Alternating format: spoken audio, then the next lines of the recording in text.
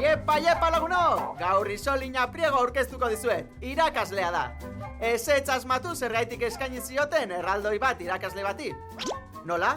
Posi gaudenean gurekin posteagaitik eta triste gaudenean gu ulertzen saiatzegaitik? Mundua irakurtzen eta gure bidea idazten laguntzagaitik? Jo, bai erantzun politak.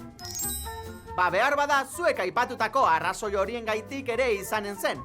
Baina batez ere 1954an Lodosako lehenengo erraldoien bultzatzaile izan zelako eskaini zioten erraldoia Isolina irakasleari.